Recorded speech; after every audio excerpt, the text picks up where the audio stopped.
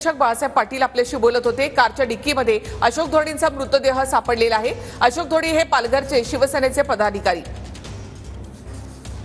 गेल्या 12 दिवसापासून बेपत्ता असलेल्या अशोक धोडी यांच्या गाडीचा तपास जो आहे तो पोलिसांना मिळवण्यात यश आलेले आहे। आपण पाहू शकतो की गुजरात राज्यातील भिलाडमधील मालाफुलिया जे सरीगावमधील भाग आहे त्या भागामध्ये असलेल्या बंद पडलेल्या खदानीमधून ही कार जी आहे ती काढण्यात पोलिसांना यश आलेलं आहे। 2 हायड्रा आणि गोताखोर यांच्या मदतीने ही कार जी आहे ती आता त्या बंद पडलेल्या खदानीतनं पाण्यातनं बाहेर काढण्यात आलेली आहे।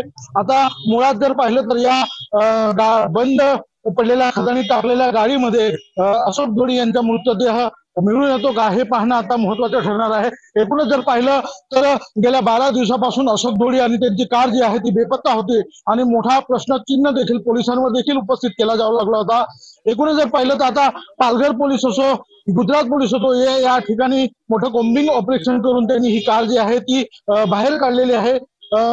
त्यामुळे आता लवकरच या अशोक धोडी प्रकरणाचा उलगडा जो आहे तो होताना दिसून येणार आहे। कॅमेरा पर्सन प्रियांशु चव्हाण सह प्रवीण चव्हाण, TV9 मराठी, गुजरात, भिलाड। 2.5 तासानंतर ही कार पाण्यातून बाहेर काढण्यात आली आणि या कारच्या डिक्कीमध्ये अशोक धोडी यांचा मृतदेह सापडलेला आहे। अशोक धोडी हे 20 जानेवारी पासून बेपत्ता होते आणि पालघर पोलिसांच्या 8 टीम अशोक धोडी यांचा शोध घेत होते।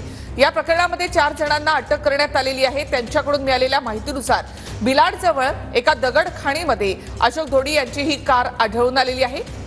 तब्बल 2.5 तासानंतर ही कार बाहेर काढण्यात आली आणि या कारच्या जवळपासच काळ्या रंगाचे एक जॅकेट आणि हेडफोन देखील सापडलेला होता। त्यानंतर तब्बल 2.5 तासानंतर ही कार बाहेर काढण्यात आली। क्रेन यासाठी इथे आणण्यात आलेली होती। क्रेनच्या सहाय्याने ही कार बाहेर काढण्यात आली। या कारच्या डिक्कीमध्ये अशोक धोडी यांचा मृतदेह आढळून आलेला आहे। जमीन आणि संपत्तीच्या वादामधून हे अपहरण झालं होतं असं पोलिसांनी या ठिकाणी म्हटलेलं आहे। अशोक धोडी यांची हत्या नेमकी का करण्यात आली या संदर्भात देखील आता पोलीस तपास करतायत। 8 टीम जवळपास अशोक धोडींचा या ठिकाणी शोध घेत होते। 20 जानेवारी 2025 ला अशोक धोडी यांचं अपहरण करण्यात आलेलं होतं।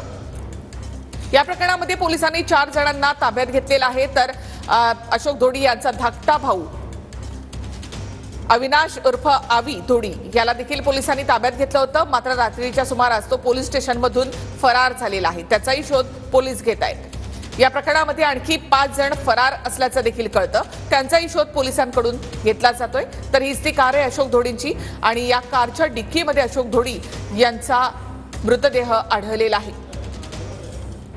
भिलाड जवळच्या दगडखाणीमधून हा मृतदेह ही गाडी जी आहे ती बाहेर काढण्यात आलेली आहे।